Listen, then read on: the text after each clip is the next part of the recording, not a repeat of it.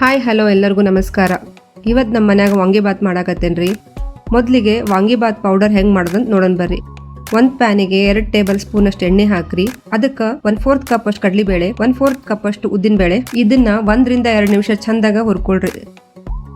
ಆಮೇಲೆ ಇದಕ್ಕೆ 1/4 ಕಪ್ ಧನಿಯಾ ಕಾಳು, 5 ಏಲಕ್ಕಿ, 4 ರಿಂದ 5 ಚಕ್ಕಿ, 4 ಮೊರಾಟ ಮಗ್ಗು, 6 ಲವಂಗ ಹಾಕ್ರಿ, 1 ಜಾಪತ್ರೆ ಹಾಕ್ರಿ, 1/4 ಚಮಚದಷ್ಟು ಮೆಂತೆ ಕಾಳು, ಅರ್ಧ ಚಮಚದಷ್ಟು ಜೀರಿಗೆ ಹಾಕ್ರಿ. ಇದನ್ನ ಚಂದಾಗಿ ಎಣ್ಣೆ ಒಳಗ ಹುರ್ಕೋರಿ.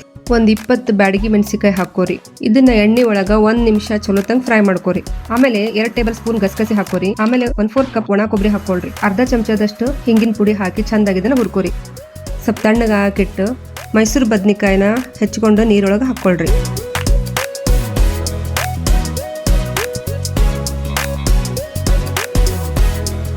ತಣ್ಣಗಾದಂತಹ ಎಲ್ಲ ಮಸಾಲಿನ ಮಿಕ್ಸಿಗೆ ಹಾಕೊಂಡು ಸಣ್ಣಗ ಪುಡಿ ಮಾಡಿ ಇಟ್ಕೋರಿ. ಈ ಪುಡಿ ಒಂದು 4-5 ತಿಂಗಳು ಇದನ್ನ ಸ್ಟೋರ್ ಮಾಡಿ ಇಡ್ಬೋದ್ರಿ. ಆಮೇಲೆ ಒಂದು ಕಡಾಯಿಗೆ 4 ರಿಂದ 5 ಟೇಬಲ್ ಸ್ಪೂನ್ ಎಣ್ಣೆ ಹಾಕ್ರಿ. 1 ಚಮಚ ಕಡಲಿಬೇಳೆ, 1 ಚಮಚ ಉದ್ದಿನ ಬೇಳೆ, ಒಂದಿಷ್ಟು ಶೇಂಗಾ ಹಾಕ್ರಿ, 1 ಚಮಚ ಸಾಸಿವೆ, 1 ಚಮಚ ಜೀರಿಗೆ, ಕರ್ಬೇವು ಮತ್ತು ಒಣ ಮೆಣಸಿಕಾಯಿ ಹಾಕ್ರಿ. ಇದನ್ನ ಚಂದಾಗಿ ಎಣ್ಣೆ ಒಳಗ ಫ್ರೈ ಮಾಡ್ಕೋರಿ. ಹೆಚ್ಚಿಕೊಂಡಂತಹ ಬದ್ನಿಕಾಯಿ ಹಾಕ್ರಿ. ಎಣ್ಣೆ ಒಳಗೆ ಇದನ್ನ ಚಲೋ ತಂಗ ಹುರ್ಕೊಳ್ರಿ. ಆಮೇಲೆ ಅರ್ಧ ಚಮಚ ಅರಿಶಿನ, 1 ಚಮಚ ಉಪ್ಪು, ಒಂದು ಅರ್ಧ ಕಪ್ ಅಷ್ಟು ಹುಣಸೆಹಣ್ಣಿನ ರಸ ಹಾಕೋರಿ. ಇದನ್ನು ಚಲೋ ತಂಗ ಎಲ್ಲ ಕಡೆ ಮಿಕ್ಸ್ ಮಾಡ್ಕೋರಿ.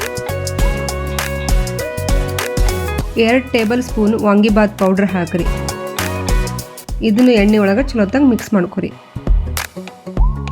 ಆಮೇಲೆ ಇದಕ್ಕೆ ಅನ್ನ ಹಾಕಿ ಚಂದಾಗ ಮಿಕ್ಸ್ ಮಾಡ್ಕೋರಿ.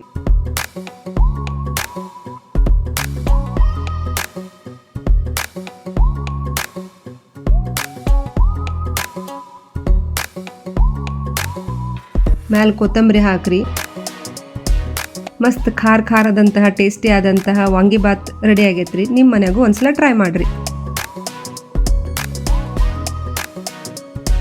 ನೆಕ್ಸ್ಟ್ ವಿಡಿಯೋದೊಂದಿಗೆ ಮತ್ತೆ ಸಿಗೋಣ್ರಿ.